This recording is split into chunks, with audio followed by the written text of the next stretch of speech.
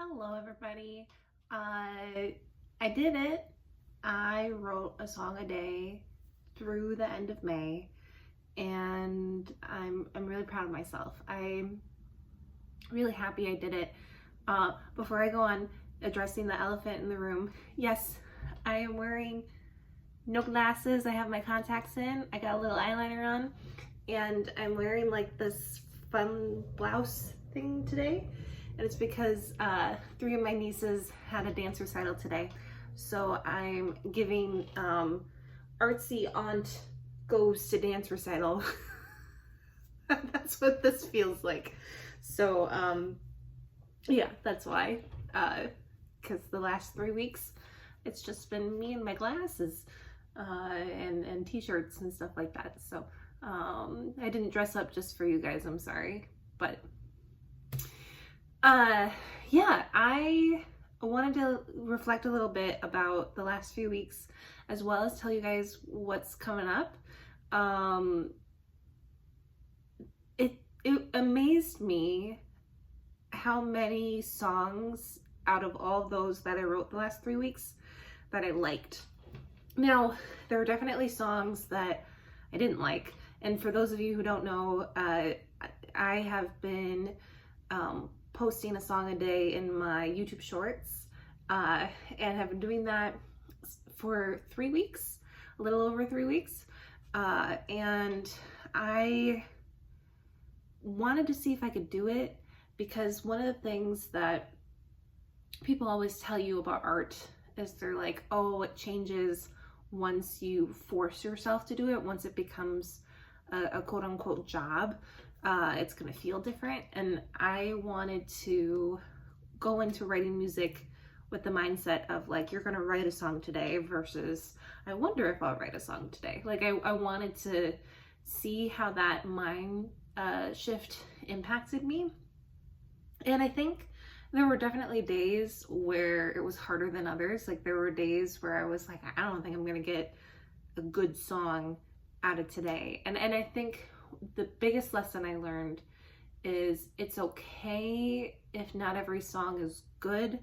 Like sometimes it's just working that muscle, and then there's a day where the song isn't good, but then the next day the song is good, and maybe you wouldn't have gotten that good song if you hadn't written the bad song. So I think that's the biggest thing I learned from it is I have the ability to do it, and as long as I don't have this really high expectation that everything I write is just going to be brilliant, then I think I have the ability to write every day.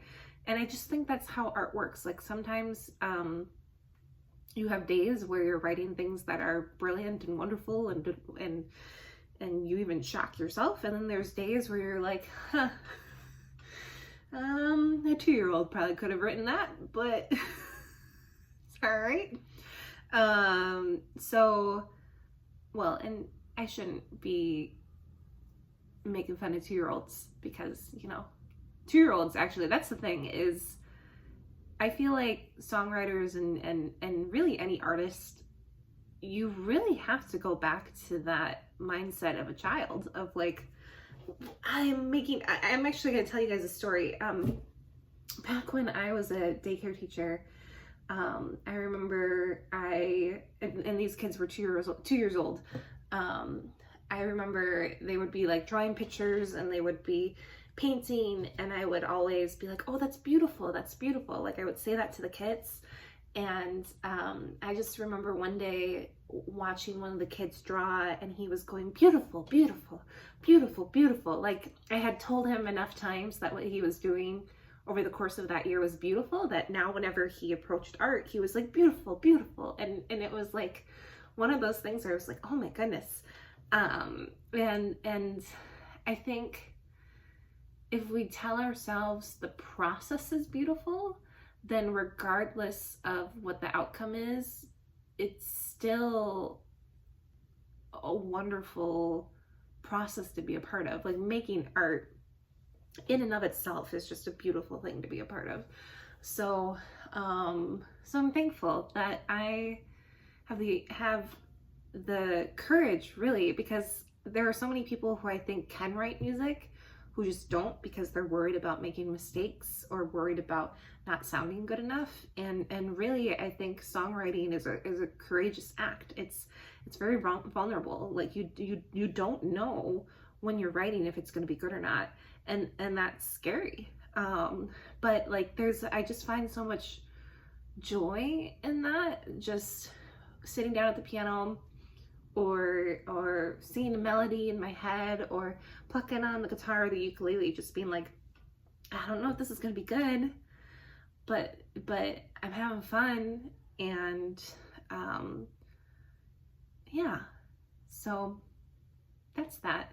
I have a couple of other updates I want to tell you guys too, because I think it's going to impact kind of how often I post on this channel. I wanted to partly get all that songwriting out of my system because I'm going to be going back to the studio. Yay! I love studio time. It's like one of my favorite things to do, is to go and record music. So I decided officially that 5 of my ukulele singer-songwriter songs, I'm gonna record them, and I'm gonna release my first singer-songwriter EP in 5 years. The last one I released was back in 2020, right at the beginning of 2022. Like right at the beginning of 2022, meaning like right before COVID hit. And so I never got to go out and promote it or get to like play it in front of people. It was just, I released it and then COVID hit, and then we were all in our houses and our apartments. And so and then I pivoted to just like only doing solo piano for a really long time. And here's the thing, I debated, because I was like, I have probably 3 albums worth of solo piano and instrumental music that I could record and make into albums. But I would love for my next instrumental project or solo piano project to be an album, versus all I've released at this point has been singles and EPs, partly because that's all I've been able to afford. So I really would want my next solo piano project to be an album. So I'm giving myself time to kind of figure out what that means and what that looks like, and who I want to work with when it comes to recording that, because it's just I have so much, and I really do want to document it and get it down and release it, because I do think people really enjoy it. But I also, there's a side of me, this singer-songwriter side of me, that sometimes gets neglected, because my singing voice is very whimsical, and it's soft, and I think I've felt self-conscious about it, especially over the last couple of years as I've started to perform with like music improvisers who are like belting on stage. I'm realized over the last couple of months, I'm like, no, don't be self-conscious about it. Like, what you're writing is still really cool and something worth sharing. So yeah, my next project that I'm going to release officially on like streaming platforms and stuff is going to be a singer-songwriter EP. I think I'm going to call it Sing Together, because there's a lyric in the second song on the EP that, like, I say, if we sing together, neither of us will be alone. And I think it's just a beautiful reflection of how I see art, and how I see art as like a community and a social thing. Like, art has always been something where I've seen it as a way to connect, and I may never see physically, like with my eyes, that connection, but I emotionally feel it, and I really get excited about that. So yeah, what I'm gonna do is at the end of this video, I'm gonna link to the songs that are going to be on that EP so that you guys can listen to them and get excited about it. And then most likely that EP will be released in the fall. So all that to say, I don't know how much new music I'm going to be putting up on the page until then, because one of the things I run into is I often, when I sit down to practice my catalog or practice my songs, I end up writing new music. And and once I start getting like studio times on the calendar, I'm like, no, stop. No. Practice. So instead of writing new music over the next couple months, when I pull out my ukulele and my piano, I'm going to be practicing my singer-songwriter stuff so that I can get it in a good place so that I can properly capture it in the studio. So I'm really, really excited about that. I hope that if you're new to my channel, you'll stick around and be on the lookout for when I drop that, because that's going to be really fun. Some other updates as well is I have some fun improv comedy updates. So as some of you guys know, I have been performing improv comedy for like 2.5 years now, and finally things are starting to reach a point where I'm being seen as someone who has talent, which is cool. Like, I'm not just like an amateur anymore. I'm someone that people want to work with. Meaning, so some of you guys may have saw that I posted about how there was a troupe I auditioned for about a month ago, that it was like my 4th time auditioning and I hadn't gotten in, and I didn't get in. But a couple of really beautiful things came out of that. So I didn't get into that troupe, which has like a ton of really talented people in it, people who have been doing improv for like 30 something years, you know. And so I didn't get in, but what's so cool is I have like 3 other improv opportunities, 2 of which came from that audition where I eventually got rejected. So the one opportunity I've been working on for a while, I have a relationship with a theater where in the fall, starting in the fall, I'm going to be hosting what's called improv jams. And really what that is it's a gathering of improvisers, and we all just practice together and then do like a montage of scenes together. And it's just a way to perform in a more casual environment, kind of like an open mic for improvisers. And so there's a theater local here in Minnesota that's going to let me start hosting one in the fall, and I'm really, really excited about that. And then the 2 other things that came from that audition that I got rejected from, there were 2 improvisers who auditioned for that troupe that are also producers themselves. And they reached out to me afterwards and they're like, hey, Amara, I know you didn't get into this troupe, but we would love if you were part of our projects. And so there is a summer troupe I'm going to be a part of this summer, where we're going to be performing every Sunday in like a plaza it's like a family friendly show. And so I'm going to be doing that through the summer. And it's my first, guys, it's my first paid gig. I have never been paid to do improv before, and I'm going to be getting paid to do improv. And so I'm like, what? So that's happening this summer. I've been practicing with them, and then in a couple weeks, every Sunday through the summer, I'm going to be doing a show. And then on top of that, the second person reached out to me and was like, Amara, and she had seen me around town doing different shows too, so that wasn't her first time seeing me. She was like, Amara, have you ever done sketch? I'm like, no, I haven't. She's like, have you done theater? And I'm like, yeah, I was in a 10-minute theater play like a few years ago. And she's like, okay, would you be interested in doing sketch? I'm like, yeah, I would be.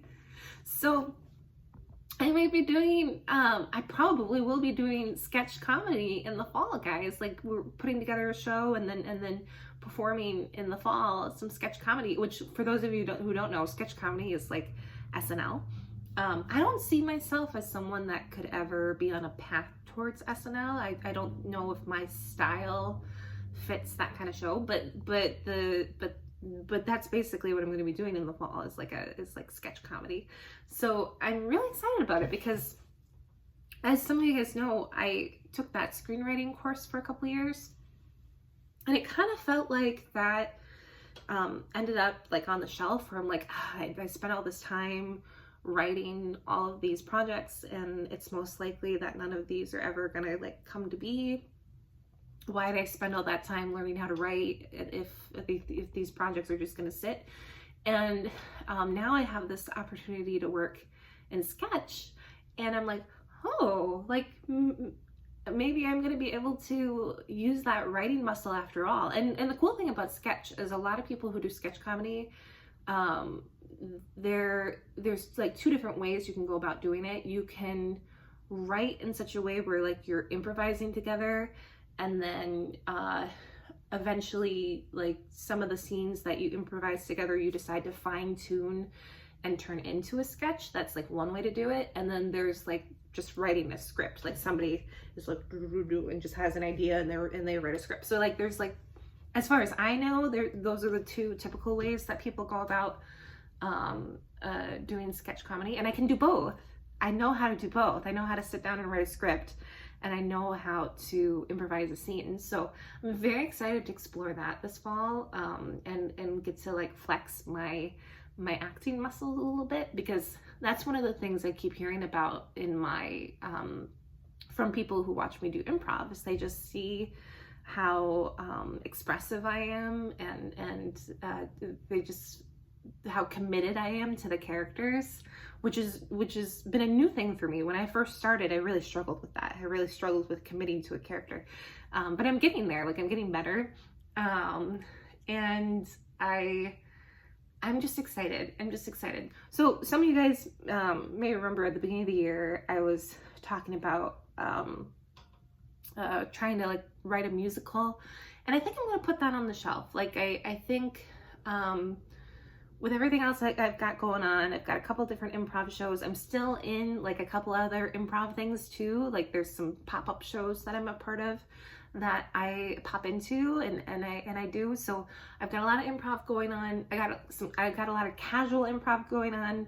I've got some professional improv going on, and then I've got this singer-songwriter EP that I'm doing too. So I kind of feel like, oh, on top of that, can't believe I forgot my monthly podcast that I've been doing on this channel too, which hasn't gotten a lot of traction yet, but I'm still going to do it on a monthly basis just because I think it's fun and it's a topic I enjoy. So, you know, all of that is plenty while I'm still doing a full-time job. So I feel like I'm in a good spot. And so because of that, I'm going to put my musical on the shelf for now, because I really want to be better at focusing on things that are right in front of me and going, okay, this is an opportunity that you can do now. Because I've been in a very, and COVID didn't help, right? I was in the apartment during COVID and couldn't go anywhere. I really have been in this like dream state of like, well, maybe one day. And I'm not saying that I don't dream anymore, because I do, but I think if you just sit in your apartment and dream all the time and don't go out and do things, then are you actually working towards your dream? Are you like setting yourself up to live your dream? Like, there's still work that has to be done in order to reach that. So I'm trying to be better at like focusing in and being like, okay, yes, this out of reach thing, this dream you have, it is out of reach right now, and it's cool that you have that dream, but kind of just like understand that there are steps that you got to take that are right in front of you before all of that is even possible. And the stuff that's right in front of me is super exciting. So that's my plan, is to just focus on the stuff that's in front of me and dive into it and have fun and just enjoy the point in my life that I'm in. And you never know, you'll just kind of see what happens, right? So yeah, I think that's everything I wanted to say. So I think I will wrap up this video. This is such a artsy shirt, guys. I can't get over how, I can't decide if I like it or not. I think I do. I like the colors, like the purple and the blue. These are some of my favorite colors, are purples and blues. So, all right. Did I tell you guys everything? Yeah, I think I did. I hope you enjoyed my YouTube shorts. And for those of you expecting, I don't know how many of you are expecting it at this point, but for those of you who are expecting my monthly on repeat pod video, I'm gonna record that next week to kind of give me a week to like gather my thoughts and figure that all out. So I wanted to wrap up this song a day thing first, and then next week I'll record my on repeat pod. So, all right, that's everything. And if I forgot, that's okay. If I forgot something, that's okay. I can always record something else. So, all right, bye.